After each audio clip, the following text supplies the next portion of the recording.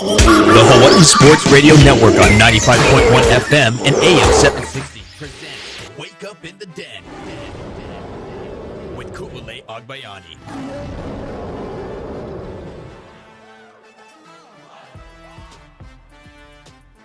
Good morning, beautiful people. It's Wake Up in the Den alongside Paul Brecht. I'm Ku'ule Agbayani. Thank you for bearing with us. Got a little later start this morning because we're just trying to get set up on our YouTube today. Happy Valentine's Day. We just feel like we're going to spend some time with you on this Valentine's Day. As you know, we stream live every Monday as planned, but sometimes every once in a while we like to have some other shows that we like to stream live. And I thought, why not? It's Valentine's Day. What better way to start off our Valentine's Day than to spend it with all of you guys that watch us on YouTube. So I know everyone's going to tune in. It's been a while. It was kind of like really, like literally last minute. That's why, again, we started a couple minutes late. But welcome to the show on the Hawaii Sports Radio Network, 95.1 FM, AM 760, and hawaiisportsradio.com. You guys can text us at 808-888-KGU1.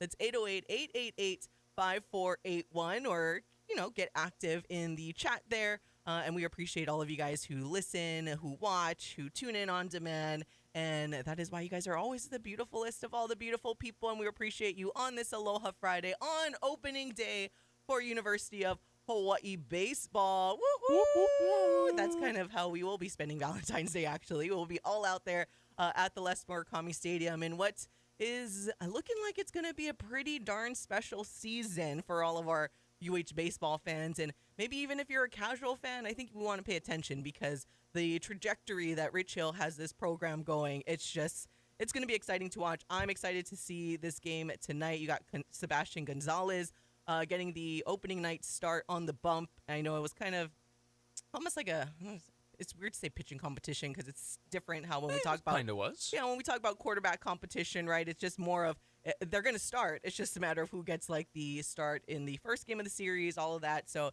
Itsuki Takimoto, as we know, is starting tomorrow in the day game, and that was kind of the toss-up with who would get the opening night start, and we'll see how things go moving forward. We'll let you actually hear from Sebastian Gonzalez and head coach Rich Hill and what they had to say earlier in the week. We'll get into University of Hawai'i basketball conversation, of course.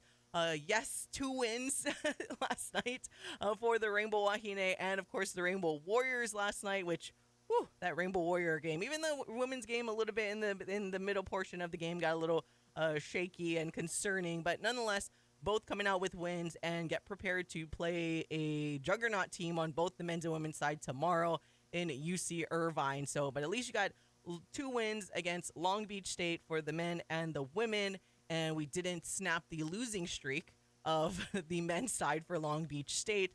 Sorry, not sorry to our friends like John Montgomery that coaches on there, but, you know, we got to cheer for the home team, so we'll talk about basketball in just a second, both men's and women's. But I guess that kind of leads to our basketball conversation to begin with. And before we start off with everything, though, I wanted to make sure we point out and play. And I wanted to mention this on the show before, but I wasn't entirely sure when it was allowed to be public. But as we know, and those that were in attendance last night, where the men's team honored and UH in general honored a longtime supporter in Ron Yee.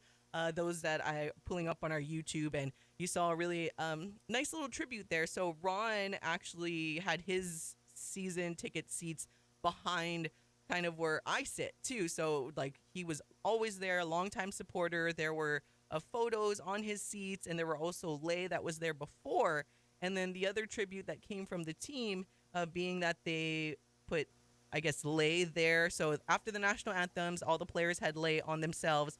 And then they went over to where Ron's seats are, and then they put Lei. So that's what you see on our YouTube channel is just before all the Lei were presented to and placed on his seats, and then after. And you see all of those Lei sitting there. I know his family were in attendance, and it was just a touching tribute. Again, he is a longtime supporter and someone that would go on the trips. I mean, Paul, you and I were just with him in a sense, like in the lobby back up in Hilo. He was there at the Hilo trip and hanging out and going there. He went to Japan when the team went to Japan. So he was always there at every game.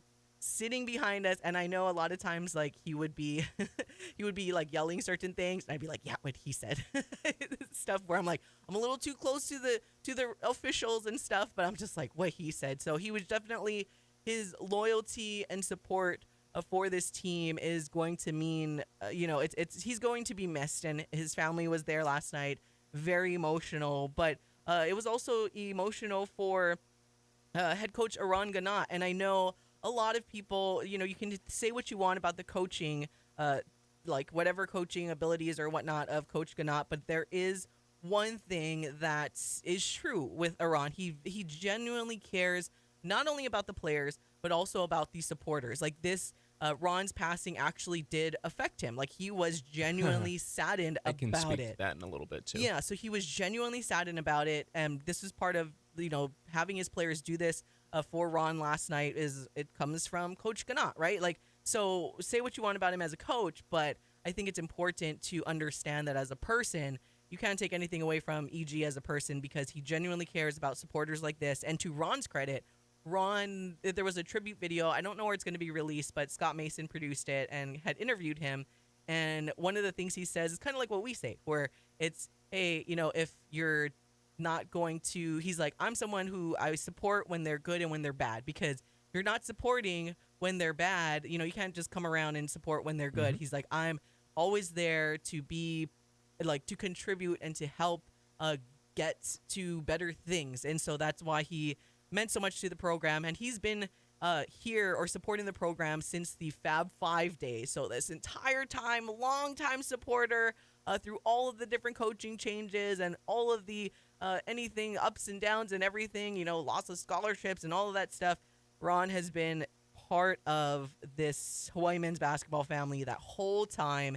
And he, like I said, he will be missed from a fan perspective and personal perspective. Again, I'm going to miss him, hearing him yell behind me. He's gotten warned by the refs a couple of times where he would like kind of He wouldn't be have quiet. liked last night's game. Oh my gosh. We'll talk about that later. Sorry, continue. Yeah.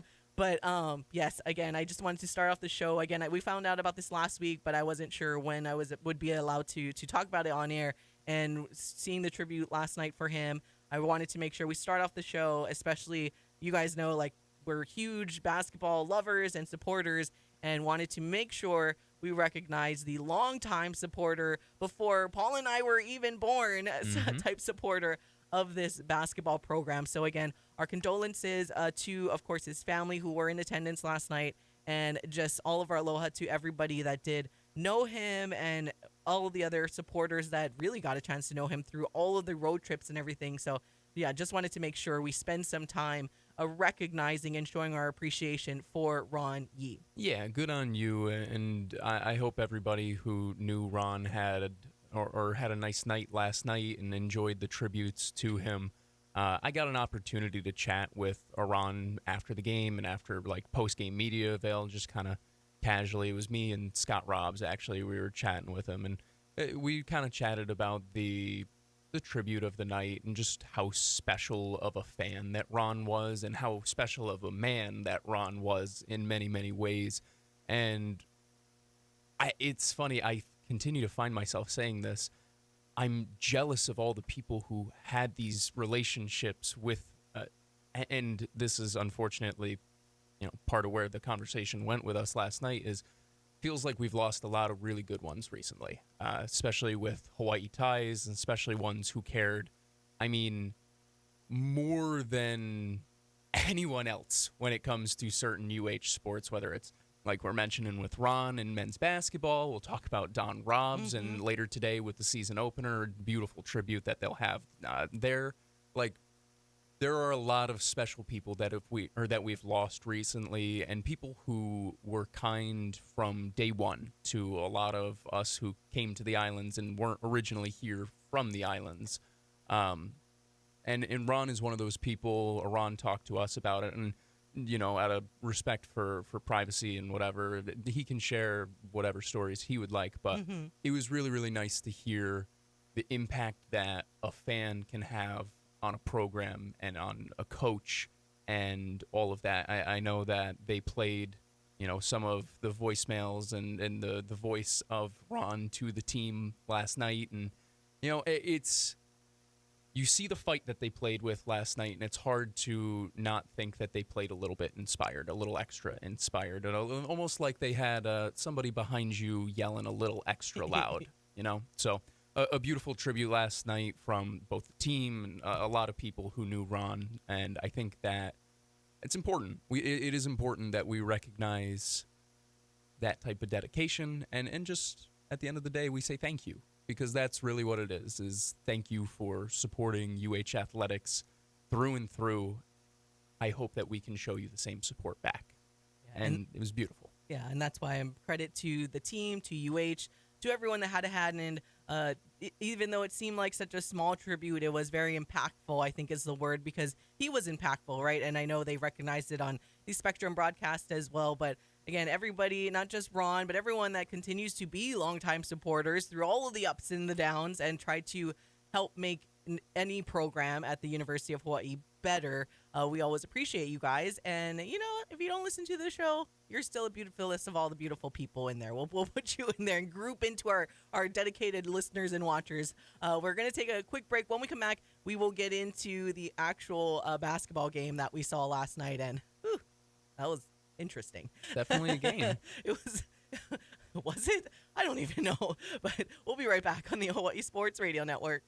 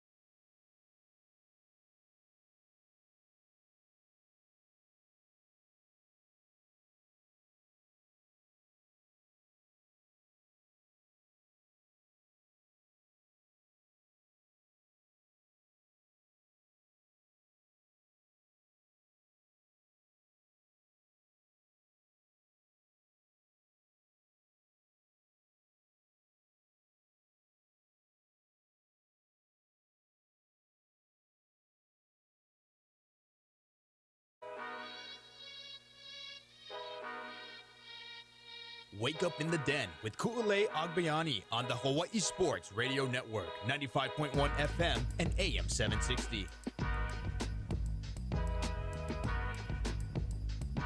Welcome back to Wake Up in the Den. Ku'ulei Agbayani and Paul Brecht. All right, going to get into the UH men's basketball conversation after beating Long Beach State last night, 62-60. Got a little closer for comfort than we would have imagined, especially how the game started.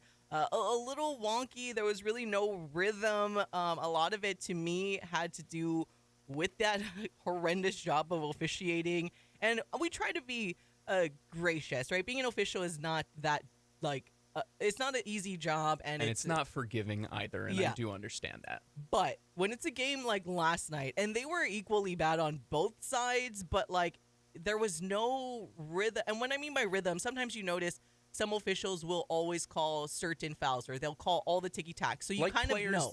Officials also have tendencies. Yeah, so you'll kind of know. Last night's crew, I'm like, it was all over the place, and then it just ruined the flow, and you didn't know what to expect. There were, missed calls and then awful calls. I tweeted about it last night.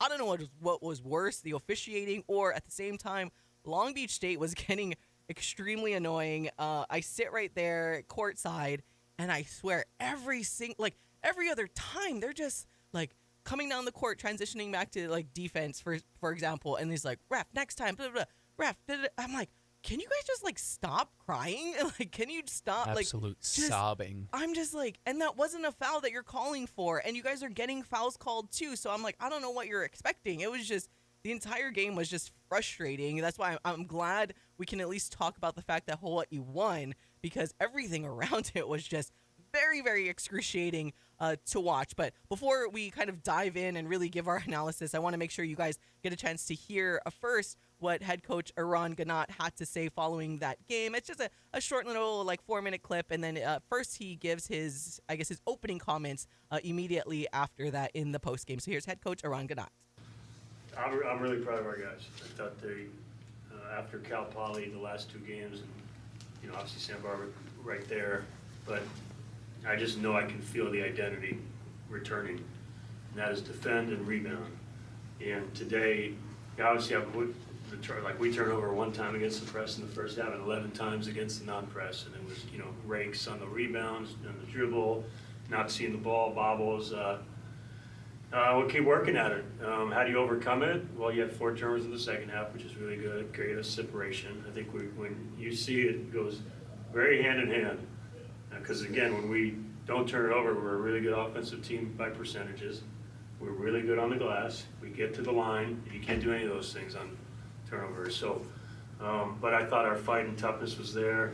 How do you overcome it too? Well, you dominate the defensive end. You dominate the glass. And I know they got a couple late threes, which was disappointing, and we missed some free throws. But I thought our guy, and again, we had to step up with the guy out. We talk a lot about our depths. We use it, get after guys. We can get after them a little bit more. And if someone's in foul trouble or someone's hurt, we got guys. And I thought Cody, it was tough to see him go, and he was playing well, and his leadership was there. Like, you could feel his presence as a veteran guy helping our guards, and I'm really proud of that.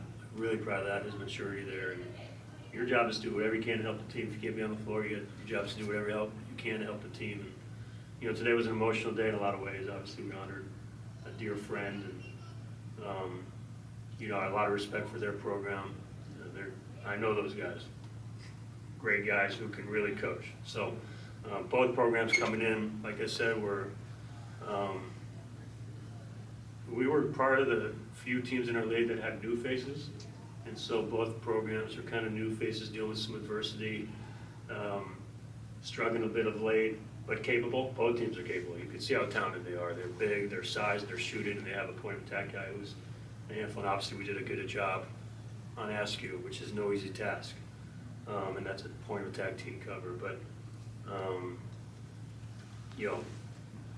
both teams are capable, and we were fortunate to come out on the positive end tonight.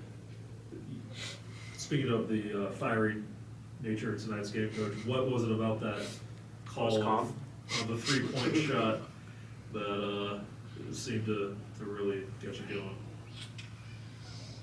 It's tough to say. We got a great crew, and obviously I pick my spots. I think I'm pretty calm, and usually if I make a case, I think there's a reason I pick my spots. So when I make a case, it should have some value. Then sometimes other guys who just on every single play. And I was going into the game and watching. I knew about and it's a point of emphasis, and I got to watch it. So I didn't see the replay. I had a pretty good angle, and I voiced my concern. But I thought if you ask me specifically, I thought there was a leg kick in there, and you're not allowed to do that. There's offensive cylinder, and then there's a point of emphasis on kicking your legs. It changed several years ago, if you recall, where they did not reward the offense, and at times you can call foul on it. So I just got to see it. I mean, I have great respect for officials. I have great respect for our crew, and I think because over the years, I've been pretty, for the most part, calm about it and picking my spots. I think I'm allowed to pick my spots at times, but I'll have to take a look at it and go from there. But I know it's not easy to be a coach or an official, so I want to make sure everybody knows I have a lot of respect for that part of the game. Such a nice political answer, Ron. Man, no, I have what I is have that respect for the game. Well, you got to take the high road, but we don't have to. So it was very, very frustrating. Again, that was a UH men's basketball head coach, Ron Ganot, following the team 62-60 win over Long Beach State last night. And that was a tough one. And Hawaii, at least for their part, looking at the final stats, shooting 52% from the field, hitting 3 of 14 three-point attempts. And at least we did pretty good on the free throw line, 17 for 23. Fortunately for Hawaii, Devin Askew didn't exactly get going like he did when they played them the first time around on the board or on the road, in which he was just throwing up shots and they were going in.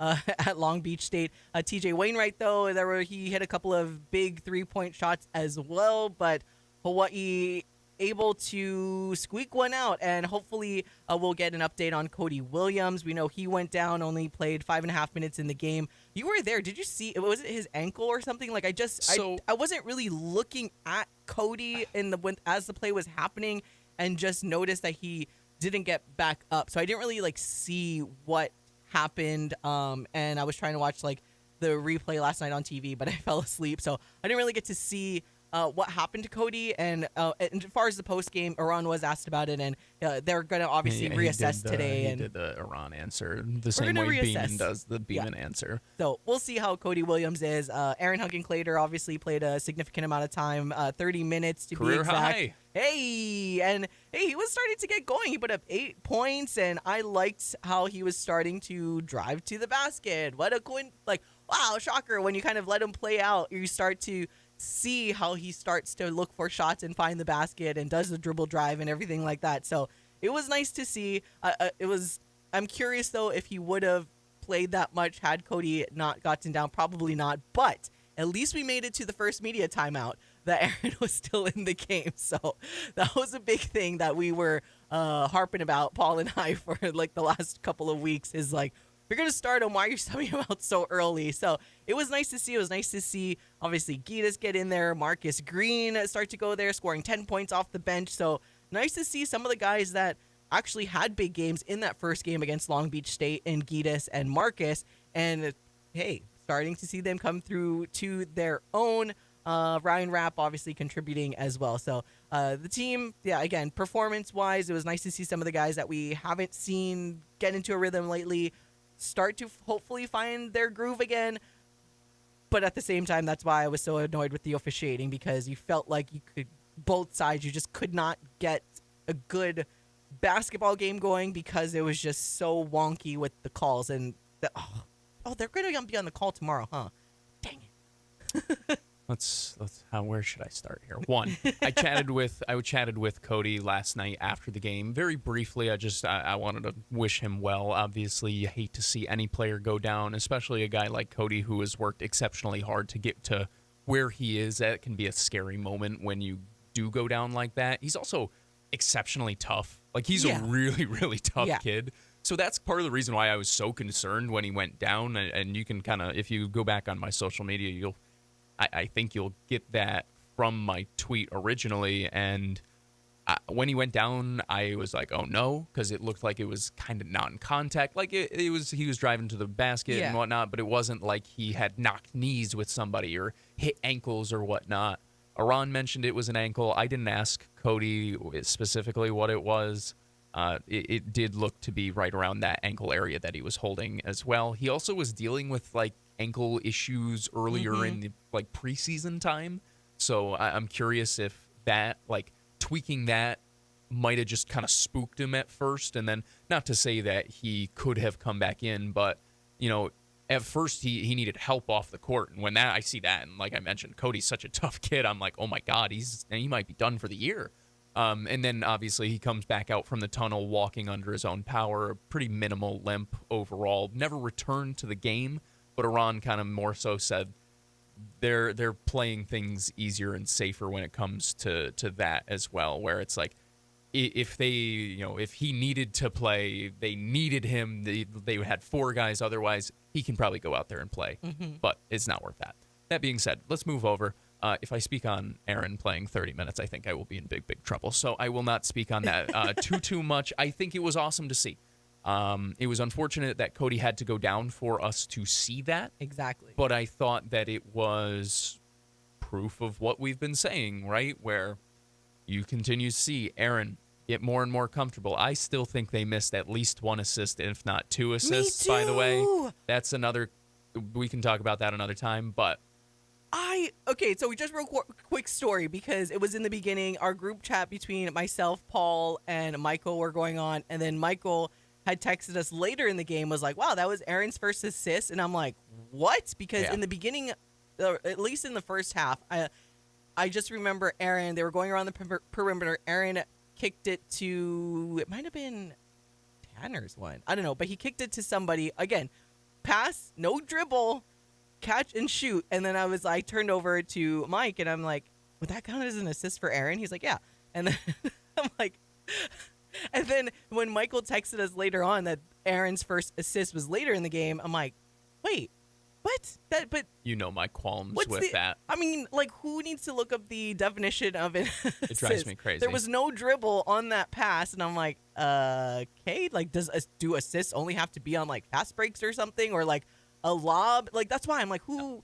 Anyways, all right, I digress now. Kicking it back to you, Paul. I just had to tell that quirky story. Yes, it was something that, as a former point guard, it frustrates me, right? You're like, give me my stats. Right, give me my point guard stats, my assists, my steals, all of those. I would want those. That being said, it doesn't matter in the grand scheme of things. I thought Aaron played very, very well. He's starting to look to score more. Yes. Like he's getting downhill, attacking off of the pick and roll, where before we started to see him use the pick and roll, go off the shoulder, and then maybe a reverse dribble out or go laterally instead of attacking down towards the basket. That has started to change. He hit a pull-up jumper last night. Yes. That was nice to see. Had a nice steal as well. Had an ugly turnover earlier in the game, and then didn't turn it over again the rest of the night. That's pretty good on a night that you have 16 turnovers as a team. I liked to see that as well as he continues to go. Just a couple of other people to talk about. Ryan Rapp starts for the first time in a couple of weeks and re-enters the starting lineup. It's been literally 2.5 weeks.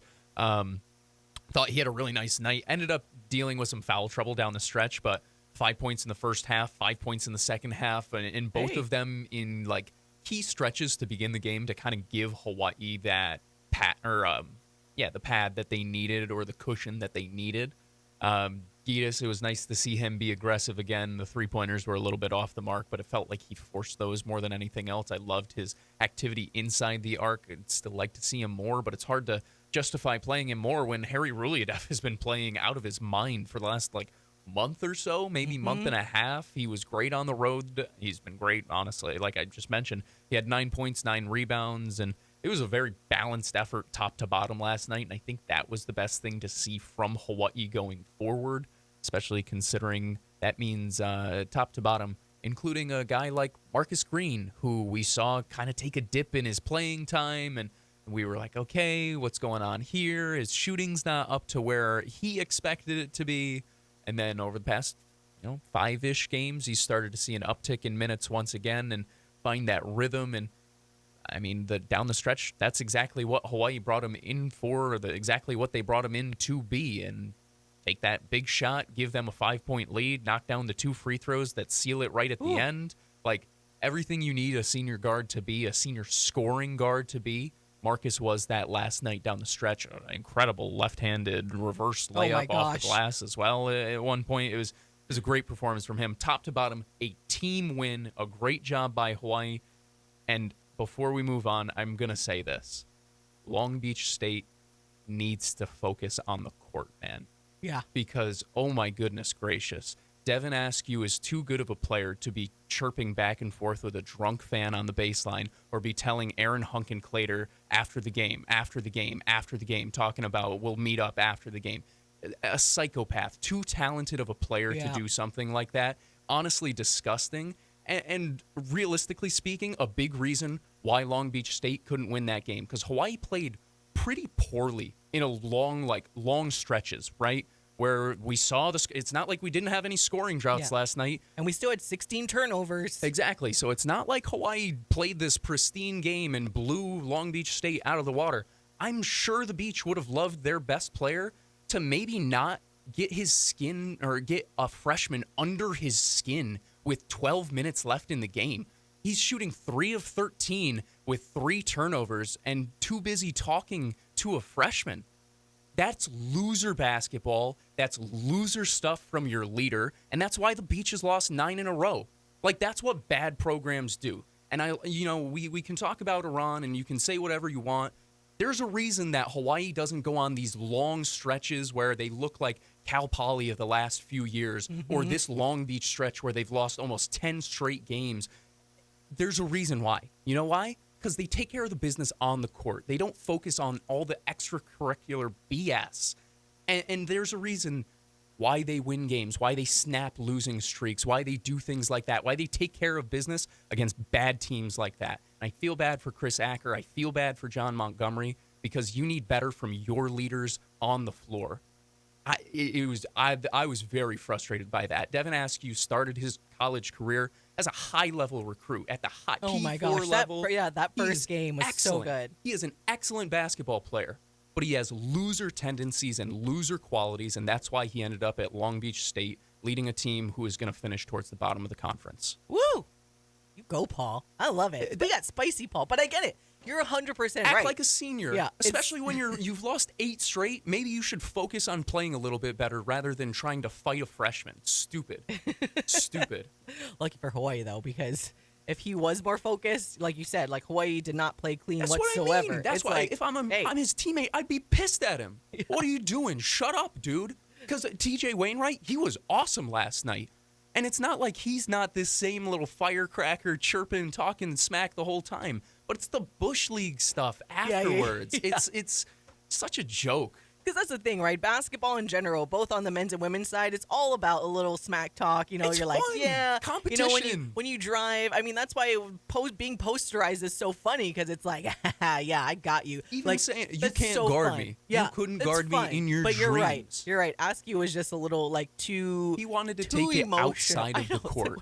And like you said, to a freshman, dude, like, pick on someone your own size. To a freshman that is, like, in the game because one of their, like, or are you going to talk that much smack to, like, Cody Williams if Cody was in there? You know what I mean? Like, well, even more impressive, right? Aaron's a freshman. You would have thought Aaron was the senior. Aaron's laughing at this kid. Yeah. How embarrassing is that if you're Devin Askew?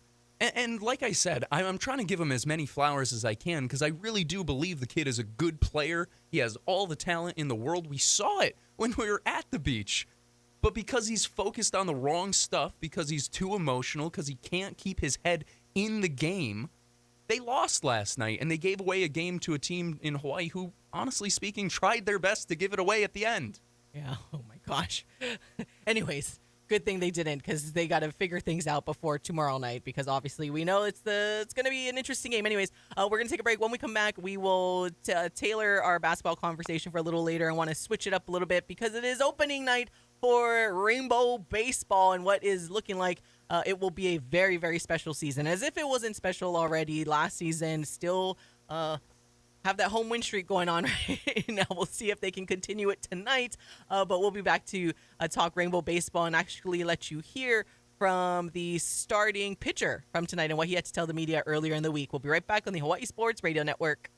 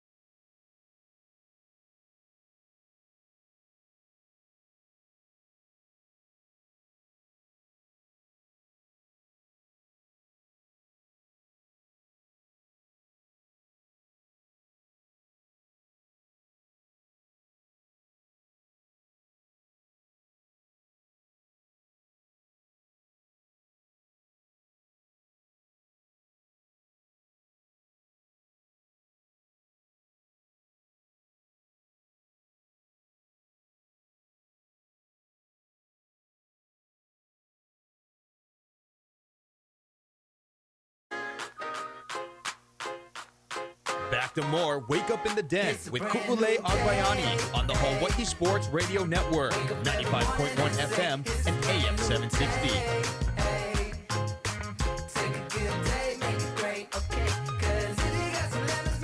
Welcome back to all of you, the beautifulest of all the beautiful people. It's Wake Up in the Den. I'm Ku'ulei Agbayani alongside Paul Brecht on this Valentine's Day. Thank you for tuning in on the Hawaii Sports Radio Network and watching as well on our YouTube channel. We usually stream every Monday, but yeah, it's Valentine's Day. I thought, you know what, let's enjoy our Aloha Friday Valentine's Day with the beautiful people and allow them to watch us and watch, as Mama Heather just posted in the live chat, as Spicy Paul, if you guys missed it earlier, talking about she knows who that men's is. basketball. A shout out to our regular watcher, Felipe Hernandez. He called you Preacher Paul. Also said, Way yep, I've been the last 2 weeks. Yeah. they needed that win. Happy Valentine's Day again. Yes, to everybody else. And yeah, you're welcome for being on Friday. Like I said, Mondays will be our regular go-to day just to recap everything in the weekend, gives us time to kind of set everything up and the graphics and all of that stuff. But we'll try every once in a while to do a second stream, maybe on Fridays. But yeah, we'll see what happens. But again, we appreciate you guys for tuning in, either if live or on demand. All right. Want to get into some rainbow baseball as they Let's get go. underway I'm tonight. so excited, I know. man. I'm excited because this team, I mean, they did lose a lot of players, obviously, to graduation and that thing called the draft. Why are they Stupid going to? draft. I know. Dang. Why are they going to choose to do Don't that they, instead? don't they know NCAA is basically Yeah, come pro on. sports now anyway? Just stay.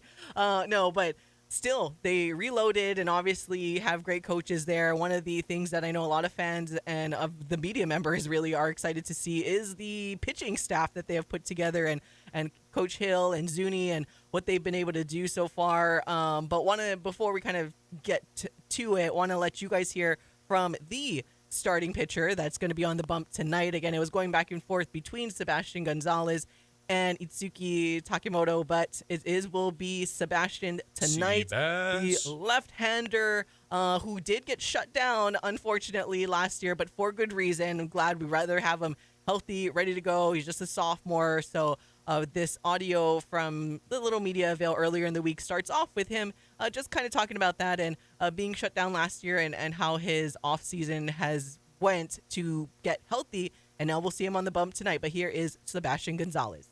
Yeah, so I mean, I ended off my season with a bit of a forearm injury, just some flexor muscles, some strains there. It was just a matter of going home. You know, they told me, hey, take the summer off, get strong, recover.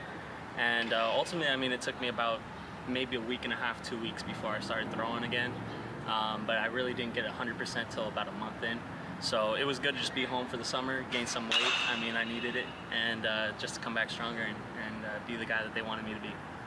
How would you assess your guys' strength, confidence, abilities as a pitching staff coming into this season? I mean, you guys were able to do some good things last year, but Absolutely, yeah. I mean, you know, we had some good guys, we had some good relievers, some good starters even that we lost. But you know, I think Zuni and Hill did a good job of picking guys up that can pick up the slack that we lost there. So as far as confidence goes, I have more, all the confidence in the world in what these guys can do. I've seen what they've done all fall. I've seen some guys have some really great days, and you know, so I'm excited to see what they can do. Speaking of this new turf mound, for yourself, was there a little bit of a learning curve, or what was it like once you guys have the full mound as opposed to the low? Yeah, I mean, obviously with dirt mound, it has its pros and its cons. You know, it gets its divots and stuff with that turf. I mean, you're great all game. You don't have to worry about maintaining it or anything like that. You know, it's pretty similar. I'd say if anything, it's better. It's more my feel. But I mean, you just look at this field; it looks beautiful. You're standing on it, it feels great, and you know, it's pretty quick to pick up, to learn off of. What was it like emotionally for you last season to win a pretty important role, but not be able to finish out the year? And how much do you think that's like a goal of yours to make a start every weekend? Oh, absolutely. I mean, you know, ending the season that way, it's not the way you want to end it, especially when it's going the way you'd like for it to go. But you know, it's a learning process, and I think the takeaway there was, you know, I wasn't physically prepared 100%. So just going into the summer was kind of that mentality of, okay, I'm going to prepare myself the best I can for this season so that I can stay healthy and like you said, make those starts. So just overall, just, staying healthy, staying strong. Zuniga has helped me a lot in the bullpen and pitching, and our guys in the weight room have helped us to stay strong, stay healthy, and, I've kind of figured out my routine to recover the best I can and stay prepared for whatever day it is that I throw on. You guys have been a strong home team for a while under Rich, but last year too. What is it about playing at the Les that ups your guys' game even more? Oh, absolutely. I think it's everything. I think it's absolutely everything. I mean, you come here, it's the biggest stadium in the Big West. We have fans, that come regularly, over, 2,000 fans almost every night that come. So just to have that kind of atmosphere, those kind of people behind you, that sensation of being home, feeling at home, it makes you play comfortable, it makes you play smooth. And I've seen it of the guys even from the mainland, they come here and they play smooth. You're on an island, you're on beautiful weather, you got beaches, you got everything you could possibly need and want. So just that kind of feeling, it definitely helps. Yeah, how much hope is there for you guys for the type of team you guys think you can be, especially with how you ended last year and what you guys have coming back? Yeah, I think there's a lot of hope. I think, we got a lot of work that we can do, but I think that there's a very, very big chance that we go all the way, and I believe that we do go all the way. I've seen what this team can do. The new guys that we picked up, I've seen what they can do, and it's going to be a fun show to watch every night, every weekend to come out here and watch. And you guys will see plenty of it. We got guys that can hit for power. We got guys that can hit for average. We got pitchers that can throw 98. We got guys that can throw, 92 and go long innings. So I think we're going to be the best team in the league. Again, that was starting left-handed pitcher Sebastian Gonzalez, and what he had to say to the media earlier this week as he gets ready to start. It's opening day, baby, against Marshall on this Valentine's Day, and they'll play tonight, 6:35 p.m. That game will be on Spectrum Sports, but unfortunately, the rest of the games this weekend will not be on television. Not sure why, but that's just kind of how it goes. Hopefully, it won't be often like that because, again, this team is looking to be pretty special currently with the, 11-game home winning streak right now, I believe. Something ridiculous long. I need to catch up before tonight. Last season, they won their last 18 of 20 games, so really started to pick it up. Last season was kind of one of those things, right? You were a bit sad in that there was no postseason tournament. Luckily, that'll happen this year because if Hawaii last year, like how on fire they were to end off the season, went into a Big West tournament, there could have been a chance that they would have come out on top. Now, some of the top teams in the conference last year, and one of them being Santa Barbara, Hawaii did get swept by the two teams that were ahead of them in the Big West standings to finish off last year. But again, come around, play them in the postseason. It would be a lot of fun to see for this Rainbow Warrior squad and new stadium turf. So I know a lot of people are looking forward to seeing that as well. All of the fans tonight. So we hope there's going to be a lot of you that are joining us for Valentine's Day this evening at the Les. So Marshall tonight, 6:35. Tomorrow is the doubleheader, 1:05 p.m. And then 40 minutes after will be game 2. And then Sunday they also play in the afternoon at 1:05. And we kind of said a funny thing tomorrow. We're like, that tomorrow could easily, again, party responsibly, people. But tomorrow could be quite the slosh fest, as we were joking around. Start early, finish late. You go to baseball, the first baseball game, start at baseball, and then stay at baseball for as long as you can, and then go over to the Stat Center. Yeah, this right. is the kind of things we're thinking about on a Saturday. It's a we're like, doubleheader, right? Yeah. So yeah, we it's start straight early. on through. You go straight through. No, I don't know. I've never seen it, or I wonder, do they still shut down the beer like when in the doubleheaders in the first game? I don't know. That's a good question. Maybe I should find out tomorrow. I was going to say, it seems like a good test case, right? Anyways, I digress. Go back to actual baseball. I'm excited for it. It's going to be a good time. I totally forgot. I'm looking at the roster because, like you mentioned, there are so many new faces this year after losing some to graduation, losing some to the draft. You got to learn all the names that come on in. I totally forgot, and shame on me, Dallas Millwood also going to be making her coaching debut for the Rainbow Warriors. That was a fun little story. I think we still have that up somewhere, a conversation. Nonetheless, I'm excited to see it. There's a good mix of like young and veteran talent. I don't want to call them old, right? Because if I call them old, what am I? Yeah. I'm finally at that point where I am. Even now, the COVID kids aren't even as old as me. It's bad. But no, it's going to be a good time. I'm excited to see the lineup. I'm excited to see how they hit. Had a lot of guys from this baseball team play summer ball, whether it was in the Cape Cod League, it was in the Prospect League, whatever it may be. A lot of guys were getting better in the offseason. So I'm curious to see who got the most better. And pitching, I just always trust it when it comes to this Hawaii team. So I'm excited to see what they can do as rubber hits the road. I mean, they once again scheduled pretty difficult non-con schedule. The Big West, per usual, is going to be really darn good. And at the end of the day, there's now a tournament. So when Hawaii is doing the thing that they do every year under Rich Hill, which is ending the year as one of, if not the hottest team in the entire sport at the college level, they're going to get to play in a tournament and perhaps have a bid and earn a bid that way. And we won't have to be forced to sit through this College World Series without the Rainbow Warrior baseball team anymore, because they've deserved, honestly, I thought they deserved to be there last year. I honestly didn't think it was a debate. Yeah. I couldn't believe that they didn't make it, just in terms of how good they were and how competitive they were with the top programs throughout the year. I think the message for them this year should be leave no doubt. You know, they've knocked on the door a few times. They've said, like, oh, you know, we were ending the year strong, where Hawaii baseball is on the up and up. Leave no doubt this year. It's time. Let's break through the ceiling. Let's go back to the tournament. Let's make a little bit of noise. Why not? This is the group to do it. You got a great group, and starts tonight. Yeah, and that's why fans are excited. And you talk about the pitching, and that's where we're curious to see what happens when you look at the pitching lineup that you guys will see this weekend. As we mentioned, Sebastian Gonzalez coming into tonight with a 3.19 ERA. Then you have Itsuki Takimoto starting game 1 tomorrow, 4.10 ERA.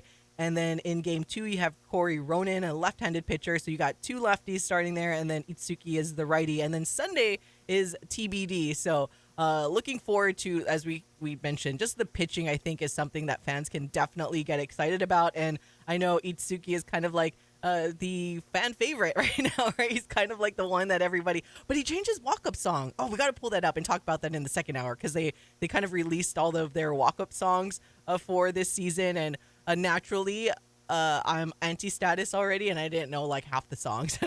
So Paul might need to help me with some of these songs, because I don't know the songs that are coming up. But we hope to see you guys there at the Les. And when we look back at last season, as I mentioned, to end the standings, and even though Hawaii had that hot streak, and as Paul mentioned, you know, like, unfortunately Hawaii just weren't able to get in there. But a lot of it was because, as I mentioned, Hawaii finished a third in the Big West Conference standings last year. UC Santa Barbara was at the top, only had 4 losses in conference, followed by UC Irvine, who finished off 22-8 in conference. But unfortunately for Hawaii, those two teams were, despite playing other ranked teams throughout the season from the beginning to the end of the season, the only two teams that were able to sweep Hawaii in the series that they've played are those two top teams in the Big West last season. So it's kind of hard, right, to make the case where, well, the two teams ahead of you in conference, you couldn't steal any games away from them last year. But like I said, at least now,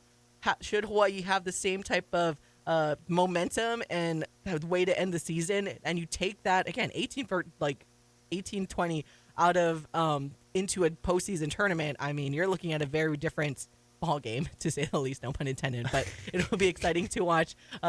Scott chiming in here. Friday night at the Les, finally, and $12 beers. LOL. Doubleheaders can be costly. Go Bows. But see, I need to figure out the question is if they shut down. Well, I guess that would be at the end, because then they play less innings anyways sometimes. I don't know. I guess it would stay open the entire time. We're just going to have to test it. We're just going to have to find out tomorrow. This is the universe begging you guys to go try it out. Go in person and see. Exactly. Responsibly. Make sure you got a driver afterwards. You have plenty of options to do that nowadays.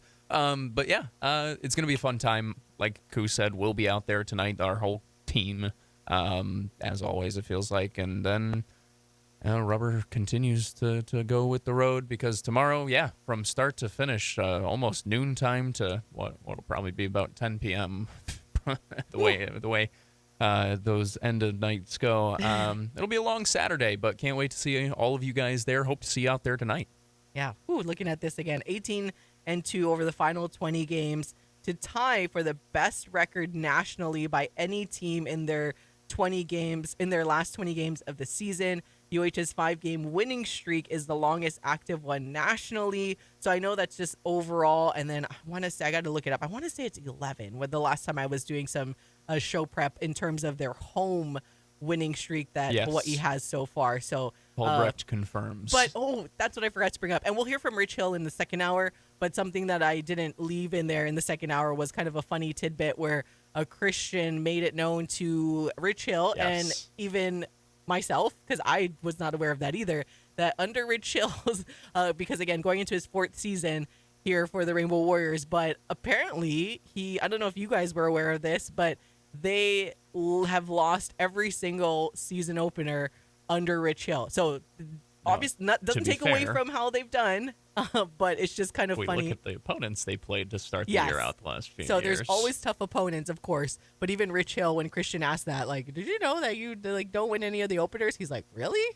He's shocked. It was a really funny moment, honestly. But hopefully today, because we want to keep that home streak going. But yes, I thought that was interesting to share. Confirm it is 11-game home win streak per the game notes, and it is the longest national streak currently active. So both the current active win streak and home win streak belong to the Bows, and hopefully they get to extend both of them tonight. All right, and for Valentine's Day, all right, we got to take a break.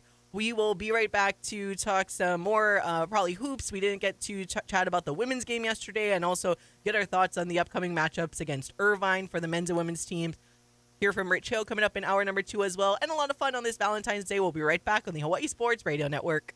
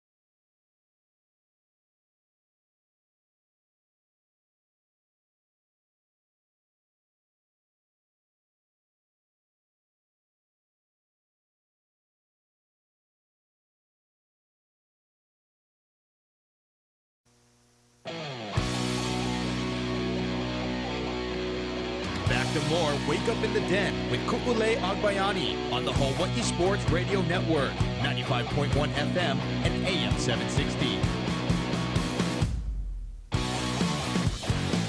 Welcome back to Wake Up in the Den, hour number 2. I'm Kule Agbayani alongside Paul Brecht. Mahalo for tuning in on the Hawaii Sports Radio Network, 95.1 FM, AM 760, and hawaiisportsradio.com, and streaming live on our YouTube channel on this Aloha Friday, Valentine's Day. Hope you guys are having a great morning so far, and we appreciate all of you for tuning in. If you can either interact with us on the live chat on YouTube, or if you're listening, you can text us at 808-888-KGU1. That's 808-888-5481, and we appreciate all of you guys. We'll get into a UH women's basketball conversation in just a second, but coming up a little or throughout the hour, we will get back to some UH baseball talk, as that's how we ended hour number 1. But a little later in this hour, we'll let you hear from head coach Rich Hill and what he just some of his comments that he had to tell the media earlier with the media avails that were given as the Rainbow Baseball team opens up their season tonight, and what a just the best way to start and on this Valentine's Day date night for,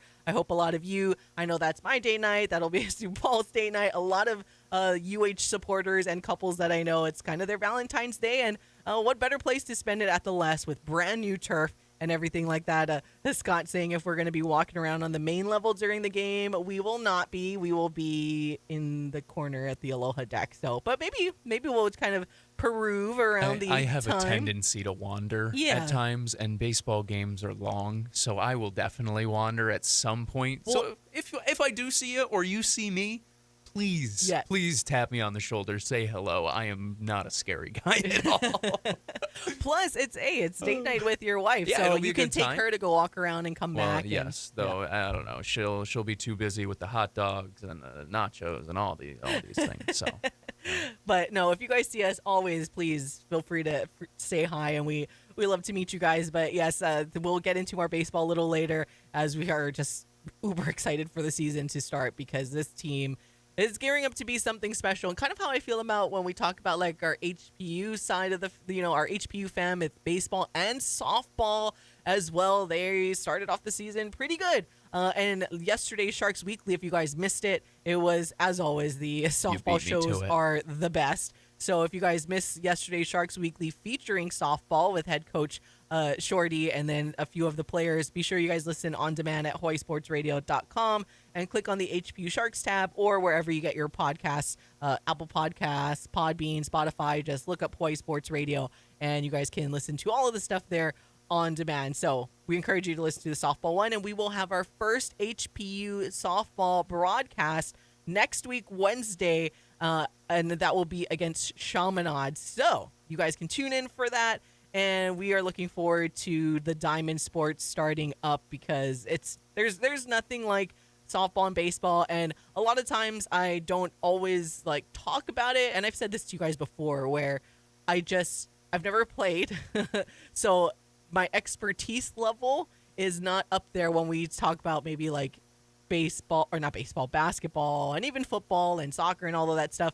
So I never kind of like leave it to the experts to talk extensively about baseball and softball. But in terms of watching and going to games, I love baseball and softball. Like, it's just, there's just something, ironically, as it's Valentine's Day, there's just something romantic about the sport. I don't know how best to describe it, but there is just something so romantic about baseball and softball that it's just different, right? How can you not be romantic about baseball? I feel the same way. It's such a awesome sport. There is something about the feeling of being in the ballpark, the camaraderie that teams show, and I'm talking now both baseball and softball as well. The chants from the dugout, yeah, the chants. And it is, both of them are exceptionally difficult sports to be successful at. Whether it's pitching, whether it's hitting, whether it's fielding, whatever, any portion of the game that you take, it is really, really hard to do. So you need to have each other's backs the entire way, because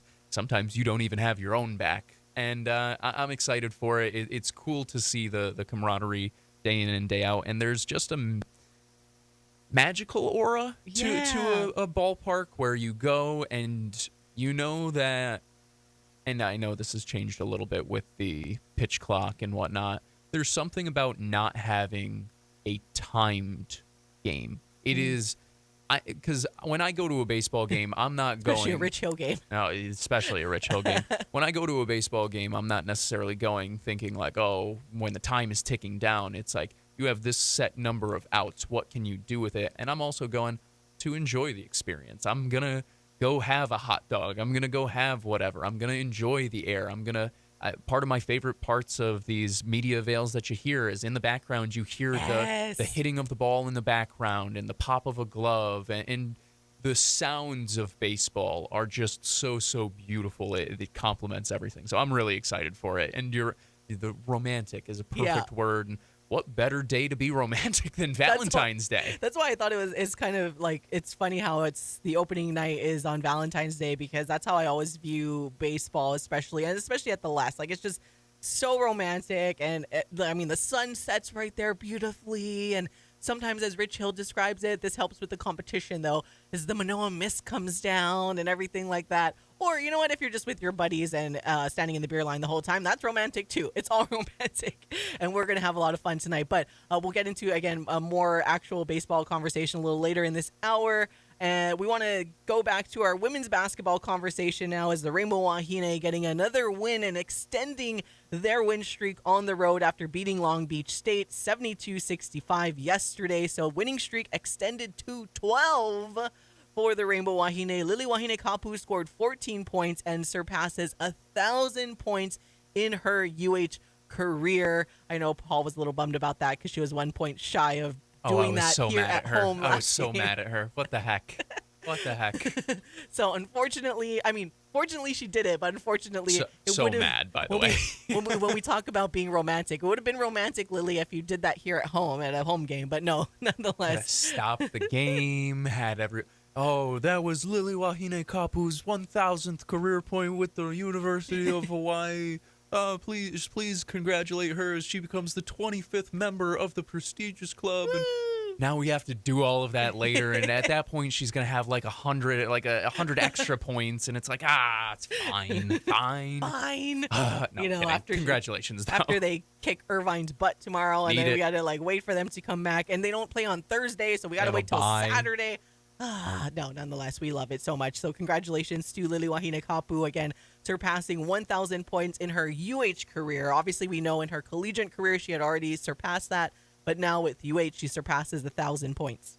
Also, she moves into the top 10 all-time for career makes for three-pointers in Rainbow Wahine history, with 2 more makes yesterday. She's up to 109 now in her career. So she is continuing her ascent up the leaderboards. Kelsey Imai now over 300 career assists. It's a pretty historic day for the Rainbow Wahine, and for them, just another day at the office, 12th straight win, and finally get some vengeance on one of the 2 teams to take them down in conference play. Yeah, and it's still going to continue. Big juggernaut tomorrow, which we'll talk about a little later in the show. But as you mentioned, Paul, Kelsey Imai, yes, had 3 assists to reach the 300 mark for her career, but also had a season-high 11 points scored for Kelsey Imai as well. Ritoria Tamilo did lead UH with 15 points to go along with 7 rebounds and 2 blocks. Did have a little bit of a scare in the beginning of the game because she fell and looked like she almost hit her head on the court, where you just kind of hold your breath for a little bit and took a little while to get up. I mean, this was really early on in the game,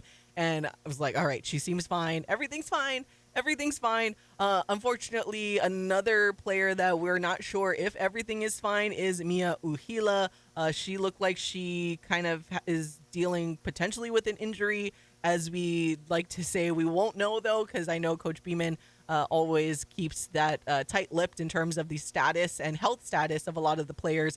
So we're hoping that Mia will be okay. We saw her just really starting to come into her own. I mean, that phenomenal game that she had last week Saturday was the Mia Uhila game, really. And then, so we hope that everything will be fine. Judging that she didn't play, or she didn't really come back there in the second half, maybe potentially it will be without her services. Again, this is no way confirmed, but just when you kind of see how the games tend to trend when certain things like this happen. I mean, we saw very early on in the beginning of the season, right? Like Jovile Fotu, Kelsey Imai, they sat for quite a few games after they went down early on. But hopefully Mia, because, man, We need to have her going into the tournament and all of the health of all of these players. Saw Kira May actually check in really early. That was a surprise to me. I'm like, oh, Kira May's coming in pretty early in this game. Usually she's, kind of been coming in more towards garbage time and whatnot. But nonetheless, a win is a win. Again, Hawaii over Long Beach State, 72-65, and continuing that win streak. Hoping to make it 13 tomorrow, but UC Irvine's going to be tough. But impressive, as always, with the Rainbow Wahine basketball team in this game. It was sloppy in the first half. I'll say that. It was frustrating is the wrong word, because I don't think they deserve that word at all on any winning streak at this point. But it was weird to see, again, kind of a strange start. Not necessarily as cold offensively as we saw them most recently at home, but, whatever. They shake it off again. The defense starts to lock back in. The turnovers are an issue, and it feels like if you play basketball for the University of Hawaii, apparently that is an issue, whether you play for the Rainbow Wahine or the Rainbow Warriors. That being said, Long Beach State's a good team.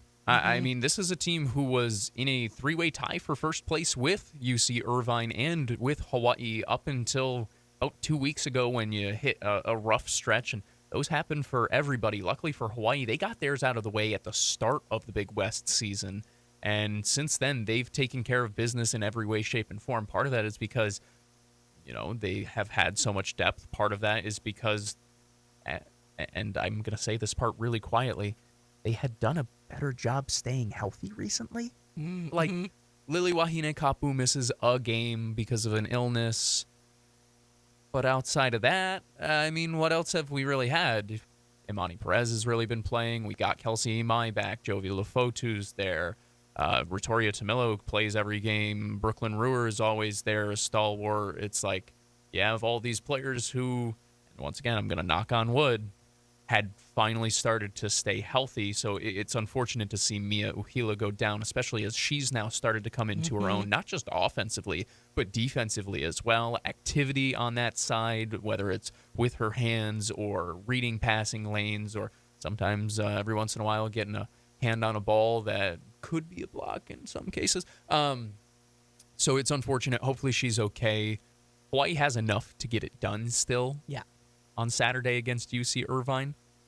You just want to make it into the bye at this point. If you can go into your bye next week on a 13-game win streak, have the ability to recover on next Thursday, and really lock in with your next game a week away, it's a big opportunity this upcoming weekend for Hawaii, and I was glad to see them start to get back into the mojo in that second half, even despite Uhila being unable to go. Yeah, and again, we're hoping everyone will continue to be healthy, and they won't be without the services of Mia Uhila for a while. And we were bringing up the turnovers and the sloppy play. I mean, we talked about this before, right, with the Rainbow Wahine, where sometimes you do get a little bit of luck on your side, and Hawaii got lucky that Long Beach State was not able to capitalize extensively off of the 24 turnovers by the Rainbow Wahine. Long Beach only able to score 19 points off of the 24 turnovers, where Hawaii not far behind was scoring 16 points off of the 16 turnovers that Long Beach State had. So can you imagine if Long Beach was able to close out and capitalize on those 24 turnovers by the Rainbow Wahine? And the score is relatively close. Hawaii only winning by 7 points, so that's just a few shots that they have to make after Hawaii turns over the basketball. You're looking at a very different ball game, but fortunately for Hawaii, the Beach was not able to do that, amongst other things as well, where, yes, we got to go into the tournament making sure we play cleaner basketball, because we know, and we talk, that's why we sing their praises all the time, the talent on this team. I mean, it's crazy, because you also drop names in there where you have Imani, like our bigs, Imani, Tori, and BK, like, they are... It's a three-headed monster. Like, what are you supposed to do with it? Like other teams in the Big West, it's like you can't really compete with that, with honestly, our bigs, right? We saw it during the non-con season. Teams outside of the Big West, some of them can't even compete with it. I mean, Hawaii gave issues to UCLA, who, up until yesterday, really had just been buzzing through literally everybody. So Hawaii's got the talent. it's about the consistency, right? Because even they will tell you sometimes they just don't have it at the start, or sometimes they'll start a little bit flat. And then they kick it into gear, and that's what makes them so scary, is that they can, I mean, we saw it down 19 or this past Saturday, right? And it doesn't matter. Who cares? Who cares? It doesn't matter. We're going to win anyway. We will come back. We do it without Lily Wahine Kapu. We'll do it without Mia Uhila. It's the next man up, the next woman up mentality. It's been instilled from them, from the coaching staff on down, and all of them are focused on the right things, on winning, on, guess what? Laura Beeman talked extensively about rebounding for like a multiple week span. That was purposeful. That's a coach using her time in the media to kind of get a point across that she's also getting across in the practice gym, right? Is really being like, we need to rebound well. Know what they did in this game? Dominated the glass. That's part of the reason why you're able to overcome 24 turnovers. That's part of the reason you're able to go on the road, and despite not having your best stuff to kick off the game, you're able to fight off a good Long Beach State team. I do want to say this. The Jacoya Jones-Brown, she scares me, dude. She's only a freshman. Her activity's so good and fun. She's going to be a fun player for Long Beach State for a long time, so I hope Beach fans appreciate her activity and her effort, because I thought that was impressive against a really strong Rainbow Wahine squad yesterday. Or hopefully she'll get poached by another team. Maybe she wants to go play for Hawaii. I'll never wish that on anybody, but it is kind of the way that the world works now in college athletics. So maybe she wants to transfer to Hawaii. Who knows? I mean, does she even crack the lineup at this point? Like, she's good. I mean, but everyone's graduating. That's why some like, and they got a nice recruiting class coming in again, true. too. That is very true. It doesn't matter. They just reload the machine year over year. All right, going to step aside and take a quick break. We'll be right back we'll continue basketball conversation, but we'll look at the men's and women's matchups coming up against UC Irvine tomorrow. So we'll be right back. Don't go anywhere. We'll be right back on the Hawaii Sports Radio Network.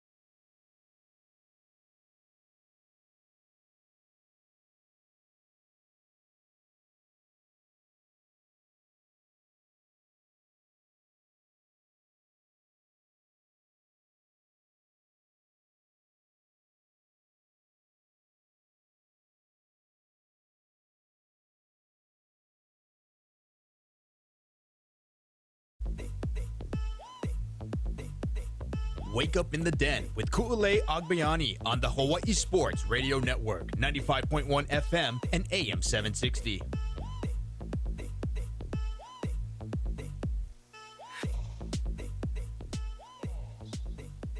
Welcome back to Wake Up in the Den. Ku'ulei Agbayani and Paul Brecht on the Hawaii Sports Radio Network, and streaming live on our YouTube channel on this Aloha Friday, Valentine's Day. And yes, happy Valentine's Day to Caesar. He said he didn't tune in for the first hour. He was listening. Wow, he hates So us. he was listening, though. And always thank you, Caesar, for listening, but had no idea we're on YouTube today. Yes, as we mentioned, every time on Mondays we're on YouTube, but every now and then we will maybe have these surprise shows. And I was texting Paul last night. I'm like, I think I feel like having a Valentine's Day live stream just so, we can start our morning hanging out with all of you beautiful people here on our YouTube. So be sure you guys like and subscribe, and we guys appreciate you a lot. All right, want to continue our basketball conversation and look ahead now, though. Again, very important. Both Hawaii teams getting wins yesterday, but now they face Irvine, and obviously it's a little more daunting on the men's side of things. But looking at Irvine coming in, Hawaii definitely cannot.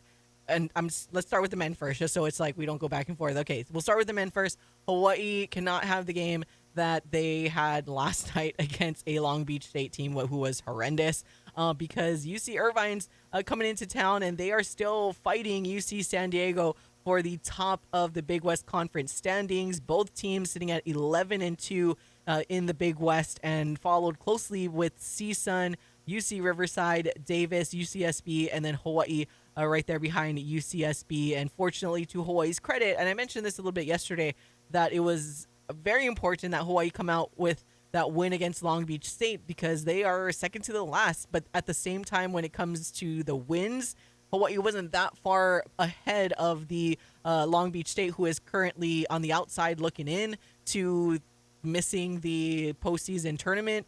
And if Hawaii dropped that game yesterday, it would have been a little more daunting. And we talk about it extensively, that there is a tough schedule ahead for this basketball team, especially on the men's side, because you're looking at not only Irvine coming in tomorrow, but you still got to turn around and play UC San Diego again after tomorrow. So you go on the road, you play UC San Diego next week Saturday, and then come back and play Riverside, who has been kind of the team that has surprised the good teams. You just don't really know. Now Hawaii beat Riverside, but Riverside's been able to take down some of the better teams that are ahead of them. So, and that's how this conference has been, and it will always be.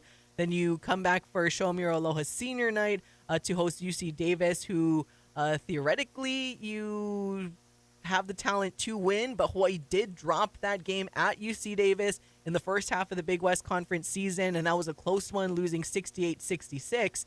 And then you go on the road to play Bakersfield, and then you close out on the road to play CSUN, who the Matadors, they kicked our Okole. If there was one team that you're just watching that game, that Hawaii had no answers for, it's CSUN. So looking at this gauntlet of a schedule for the men's team, got to take care of business tomorrow, but it's tough. It's a tough last final stretch, and that's why more so that game last night, Hawaii needed that win.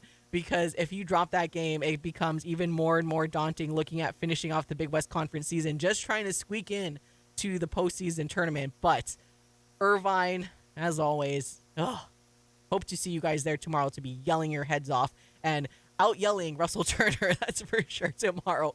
Our favorite coach in the Big West. Yeah. Welcome in, Irvine. Couple of things. One, yes, massive win for Hawaii for multiple reasons yesterday. It gives you a 2-game lead above the 8th spot just in general. So that's a nice cushion, especially considering, as you mentioned, what is not exactly a favorable schedule for the Rainbow Warriors down the stretch. You bring up UC Riverside, and they're an interesting team to me, right?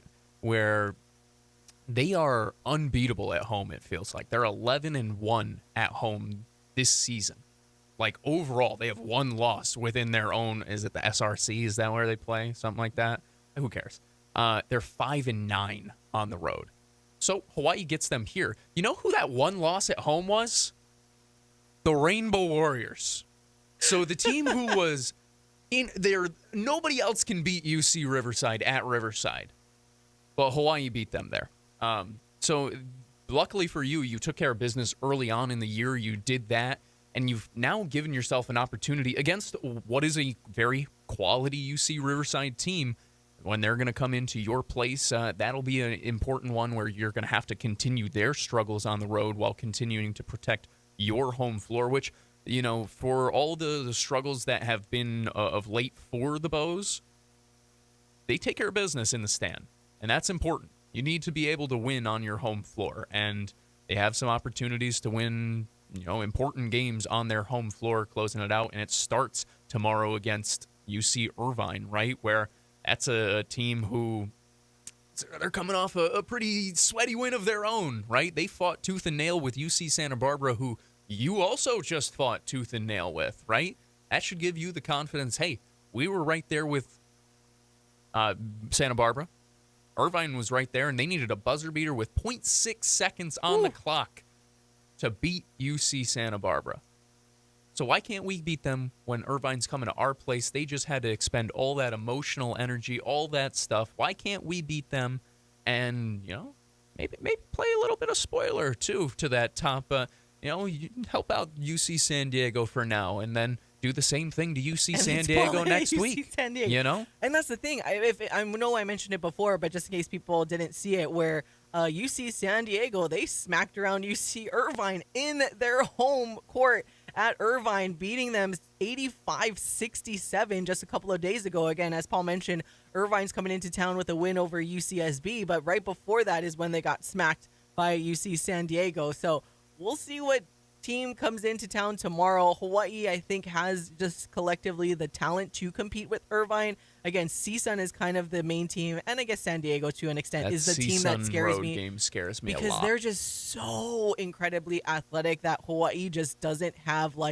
the pieces to actively compete with that athleticism of CSUN, where Irvine is a little bit of a differently built team, right? They're good for a reason. Similarly to Hawaii. So that's why we have this chance where I'm not looking at it like it's going to be this automatic loss for Hawaii. But this still is a tall task, of course. This is a time, like you said, you can play spoiler to Irvine. Hope you guys all come out on a Saturday night tomorrow because, if there's any coach of the opposing team that we like to yell at, it's Russell Turner because he likes to yell at everybody else too.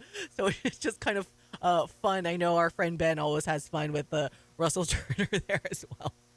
It just makes me chuckle because it's like every time he gets so crazy and gets fired up, I just can't help but laugh because if there's anyone that gets crazier than my crazy twin on the sideline, it would be Russell Turner and everything that's going on. But for the women's side, again, Irvine, another big juggernaut opponent for the Rainbow Wahine tomorrow, and this time playing at Irvine. When you look at the Big West Conference standings, they are right behind. Now, Hawaii has a tiny bit of a cushion in the standings. They're 12-2 in conference. Irvine is behind Hawaii at the 2 spot at 10-3. But you want to take care of business, so you start to separate yourself, and there's no question as you get closer to the end of the season that Hawaii is going to take home that regular season title before heading into the tournament and maybe get the double dose of championship this time around. Obviously, you wanted it last year. Didn't work out that way. So now, especially for the senior class, I know it's important to finish this season holding up not one, but 2 trophies this season with the regular season trophy and then the tournament trophy. But if you take care of business tomorrow against Irvine, now it's kind of almost like flipped, right? When you look through the rest of the season for the women, San Diego is also going to be tough, but at least you're playing them at home. But for the most part, the rest of the teams, Davis, obviously another tough one. But after that, I mean, it's a bit more manageable. You have a relatively favorable schedule if you to are get the that Rainbow regular Wahine. season title. Yes. Thank you. Agreed. Exactly what I'm trying to say. Agreed. And now a little bit of a cushion in first place for the Rainbow Wahine. That doesn't mean that they can relax at all, but also you like that you've taken care of business to this point, right? Especially after what was an unexpected 0-2 start to the Big West season. You've ripped off 12 straight victories without looking as so much as slowing down at all. You hope that continues against Irvine so you can really give yourself, it's almost like a 2.5 game lead at that point because you have the tiebreaker as well over the Anteaters. A massive, massive opportunity for Hawaii tomorrow to then give themselves, how can I say this? Not a breeze of a final 5 games, but give yourself an opportunity to coast those final 5 games and fine-tune things in the way that you need to before going off to Henderson and trying to grab another title for this group that, I mean, that's all they've known, either that or heartbreak in the championship. It's that or It's that or bust, and I don't want to see anything else for this team. They gotta continue working.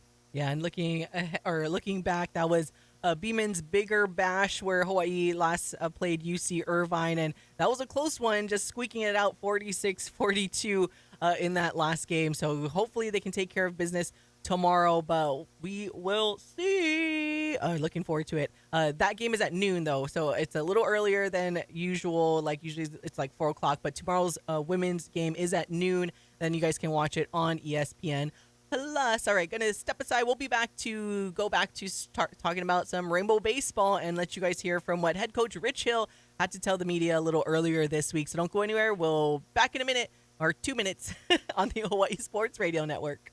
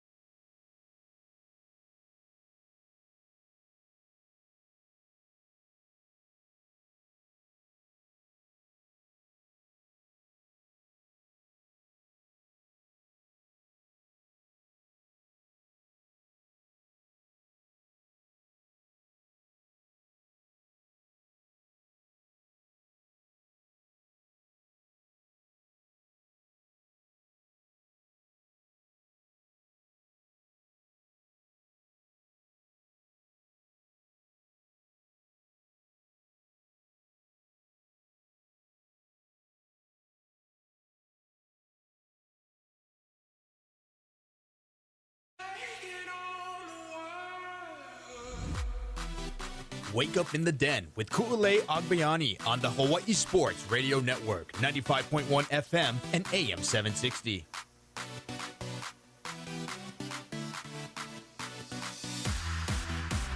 Welcome back to all of you, the beautifulest of all the beautiful people. It's Wake Up in the Den. I'm Ku'ulei Agbayani, right next to DJ Pauly B on the Hawaii Sports Radio Network, 95.1 FM, AM 760, and hawaiisportsradio.com, and doing a special live stream on our YouTube for this Valentine's Day. So thank you to everyone for joining in on the Valentine's Aloha Friday party that we have on our YouTube channel. Be sure to you guys like and subscribe, and we appreciate you. And of course, our regular commenters in the group chat in Felipe and Caesar. Shout out to you guys, and of course, Scott for chiming in earlier as well. And before we get back into baseball, it's just making me chuckle. I got to share with our listeners about the chat that's going on with Caesar them because it's, I guess, yeah, Felipe didn't. I thought you've heard me say Okole before, but I say that a lot. It just comes naturally at this point. And we say a lot of stuff, too. And Caesar says, that's the best thing about this show. You learn Hawaiian words on this show if you're a mainlander. I guess. Maybe do we use it? I don't know how many Hawaiian words we use. But I use a couple, which is more than you think most people of my pigment would. Then, so Caesar says, what would make the show even better if Ku does the show in Hawaiian Pidgin? I don't know if she speaks Pidgin, but it'd be cool if she did and did an entire show in Pidgin. I do speak Pidgin. I grew up in Wapahu, and yeah, my parents are local. And what's that have to do with anything? But you know, my dad though, growing up, because I went to Hawaii Elementary, you go to school with all other local kids, right? Never went go private school at all, brah. Well, unless you count homeschool. Unless you count homeschool as private school, then I went to my own private school.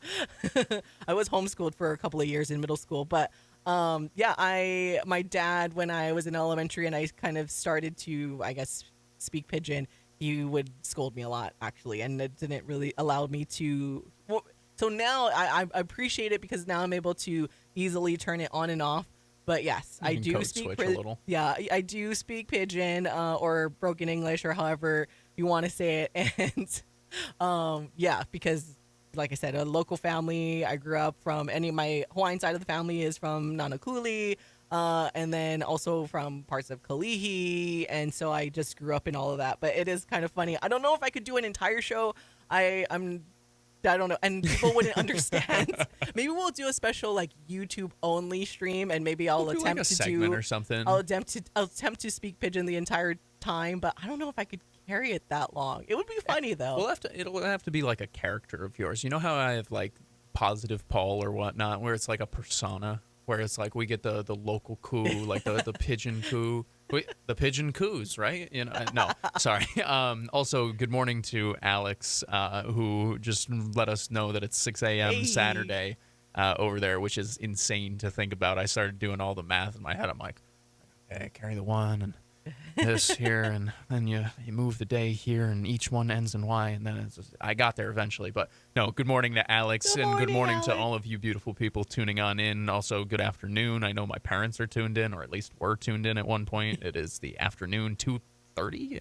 You guys should be teaching. What are you guys doing? My goodness. Oh yeah, it's still a weekday. What is going on? No, gosh. But no, I don't know. That'd be interesting. I can turn it on. Maybe I'll turn it on a little bit more during the show. Sometimes you'll hear me like drop in the pigeon and stuff, but I don't know. I think the pigeon influence that I have is from working in the food industry for 6 months here, and my manager is the most local guy of all. Like, I call him Uncle Steve, like Unks to this day, like as how he's in my phone and all of that stuff. So shout out to Unks. I love that guy.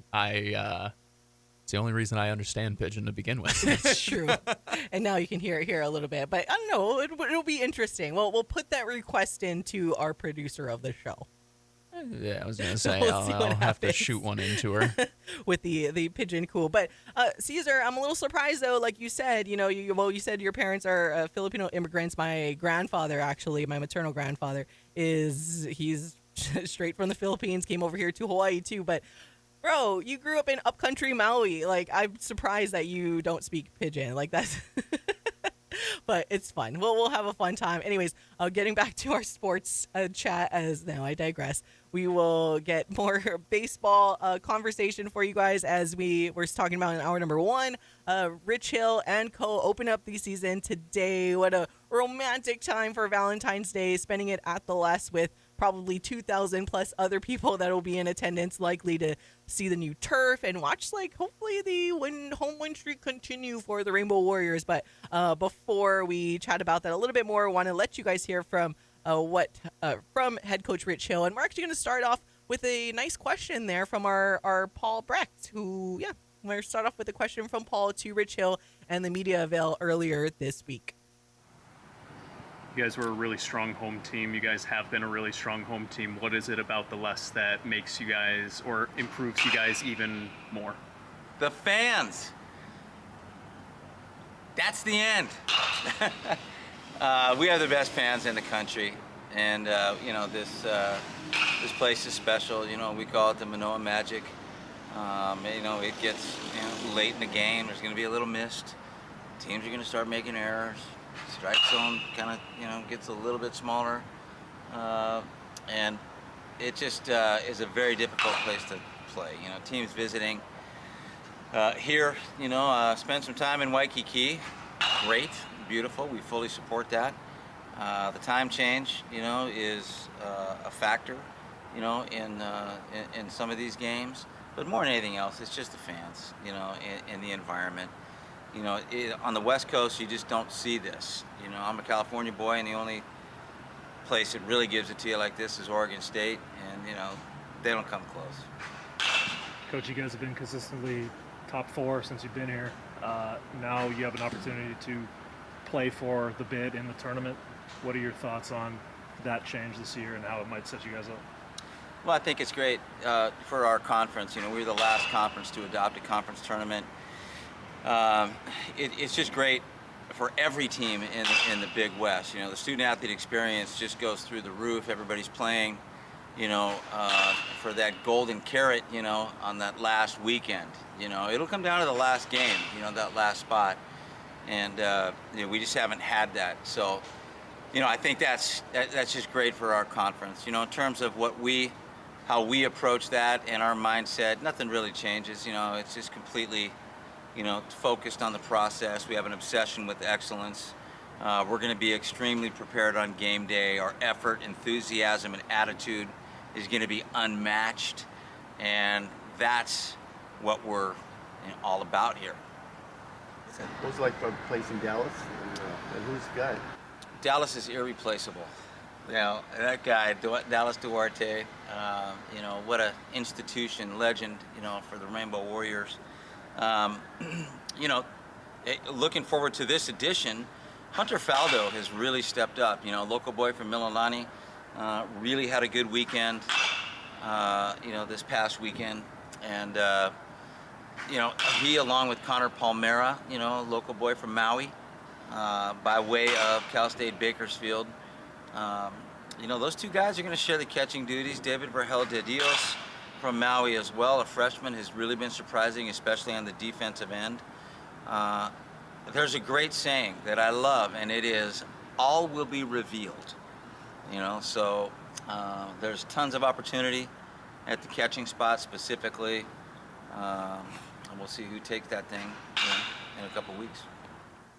Pitching staff, what you talked about the starters, but your relief guys, end of the bullpen guy, end of the game guys.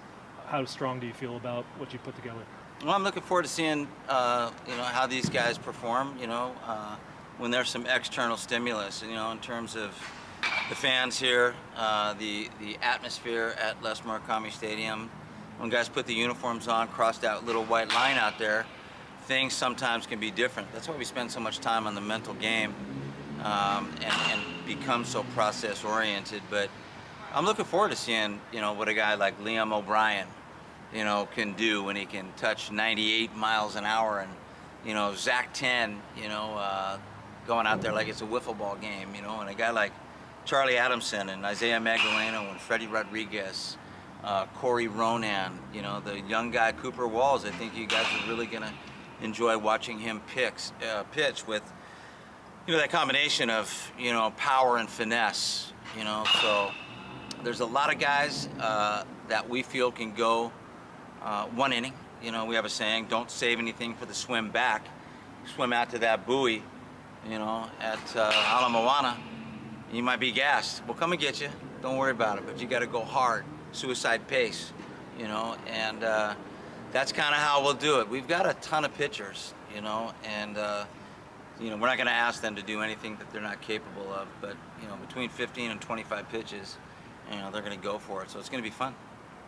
Yeah, it's going to be fun, you guys. And that was UH baseball head coach Rich Hill, and just some comments that he had to tell the media earlier this week as they were made available, getting ready for opening night tonight on Valentine's Day at the Les Murakami Stadium, hosting Marshall out of the Sun Belt Conference and hoping to continue that win streak for the BaseBows. And if you missed any of it earlier, Sebastian Gonzalez gets the start on opening night, the sophomore left-hander. And then tomorrow in game number 1 will be Itsuki Takemoto. And then in game number 2, as Coach Hill said, is Corey Ronan. And then Sunday is TBD for this weekend's games. And be sure you guys just follow along, and hopefully they continue one of the nation's hottest teams to end the season, 18-2 over the final 20 games, which tied for the best record nationally by any team in their last 20 games of the season. And UH's 5-game winning streak is the longest active one nationally, and they have an 11-game home winning streak. So it's going to be a big night tonight, you guys, and we can't wait to see all of you and spend Valentine's Day with everyone that's going to be at the Les Murakami Stadium this evening. It's going to be really fun. I can't wait for it. I feel like so behind because I started preparing for the season like last week by starting to read up more on the player profiles and whatnot. And even going into tonight, I still feel like I need probably 15 more profiles to read and to get all updated and whatnot. I'm finally reading the game notes, which Darren Ehud did a phenomenal job on, and part of that great staff over there. This is it's gonna be a fun night. I mean, it's baseball season, guys. We've waited so long. At the end of every baseball season, it feels like everybody is so disappointed that it's over. They're like, man, this team's hitting their stride. I want to see them keep going. I can't wait for them to play. We always kind of joke about it with football, right? Man, I can't wait till football starts back up. I couldn't wait till baseball started again to see the young players from last year take another step, to see the vets from last year take another step, and to see Rich Hill and his staff help these players go to another level in the Big West that they haven't really seen in a long time. So it starts tonight against a quality Marshall program. It starts with Seabass on the mound. Happy to see him healthy again. I'm glad they were very cautious with that so that we could have him this year, and expect a lot from the pitching staff. This was a team that led the country in ERA a year ago. I know they lost some of those arms. They also gained some, and some of the guys that were on that staff last year got better. Itsuki Takemoto, who you mentioned, the Saturday starter, he was the Cape Cod, pitcher of the year. He was outstanding. So a lot of fun to be seen later tonight and throughout this year. And like you said, looking at this game notes, I hope I did the correct count on this. 15 pitchers topping out at 90 plus miles an hour. So that's kind of fast. Liam O'Brien has the fastest at 96.3. Itsuki Takemoto, though, right there in the top half of these pitchers at 93.6. That's fast or what?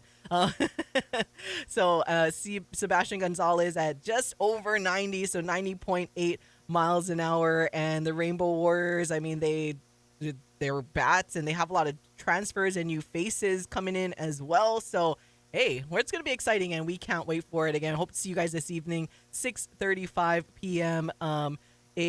Scott's asking, I'm not sure. He asked if the TBD on Sunday is a right or left-hander.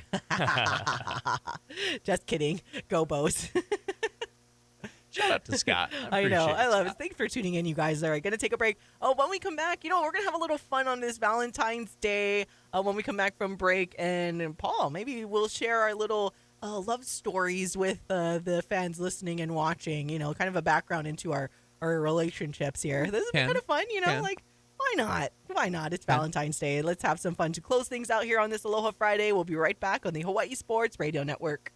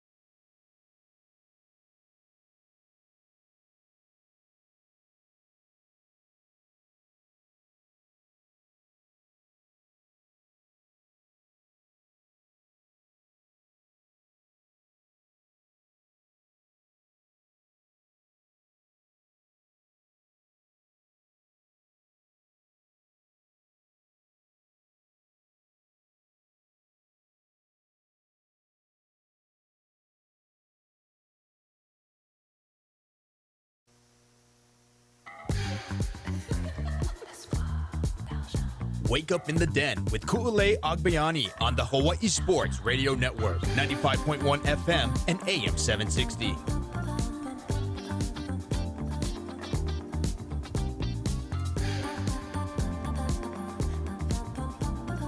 Welcome back to Wake Up in the Den. Ku'ulei Agbayani and Paul Brecht on this Valentine's Day. Thank you for hanging out with us for the last couple of hours as we are live with you every weekday morning from 8 to 10.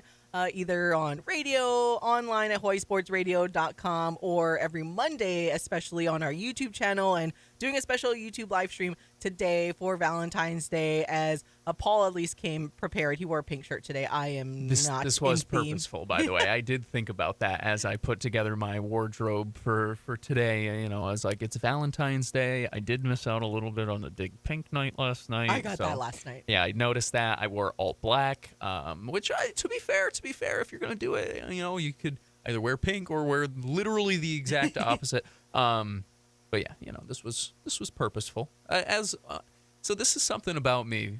If the beautiful people don't know, I try my best if I know there's going to be some sort of visual, or if I know there's some sort of auditory something. If I can give a clue, a key, if I can help push whatever we are talking about in that time, I'm going to try and do it. I do it with the bump music sometimes. When I get to choose the bump music, I love to make it in some way, shape, and form related back to the topic we're talking about during that segment. And so, of course, I'm going to do it with the wardrobe as well. Yeah, you got the pink on. I used my one pink shirt last night, so I don't have any more pink.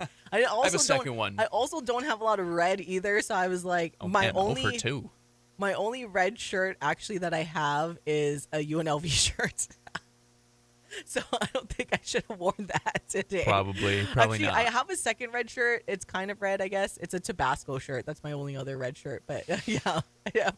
My really red shirt is like this UNLV Running Rebel shirt. It has like a little caricature on it. So I don't think, that's not exactly on tune with what we're talking about at all. But anyways, like a few minutes left. I just wanted to kind of like have fun, get a little personal with all of our listeners and watchers. But I don't think we've really shared our love stories with our significant others on the show, really. But yeah, I'll serve it up to you, Paul. You know, recently married, coming up on how long has it been already? No, not a year yet. I was gonna say it hasn't been a year. Are you asking months? Yeah. Well, because we got married in July. All right, let's start from the beginning. Tell the quick love story. All right, quickest love story as I possibly can get to. It's funny, actually. It just kind of came out of nowhere. I had always known of her. We went to schools that were about 45 minutes away. We had friends within the same friend groups, but never had really crossed paths. I had just graduated college, and, you know, I as one does, they might slide a little bit into a DM, and I reach out, and I was like, hey, you're you know, cool, let's get to know each other. And we hung out once. That first time we hung out, it was like 6 hours. I don't know. It was a long night where I show up after work and we just kind of sat, chat, eat. What am I saying? See, I'm so in love that I'm just flustered, right. Yeah. No, and it was funny. And originally it was just kind of like, oh, whatever, this is fun. We're talking. But I had planned on moving to Hawaii, funny enough. And I said that to her at the very beginning. I'm like, hey, just so you know, in March, I'm moving to Hawaii. And we're like, great, sounds good, whatever. We had no plans to kind of whatever. We continued to hang out. And then I'm just like, oh, I don't want to let go of this one. So before moving, I was like, hey, would you be willing to maybe do this? We'll do it for a year. I'll come back. We'll move to some sunny place because she's a big beach gal. And, you know, I'm like, I'll get you to your beach, your sunshine, whatever. I'm just doing this for a year. And funny enough, I found a job out here that I kind of liked a lot. And I was like, hey, there's actually a beach out here in Hawaii.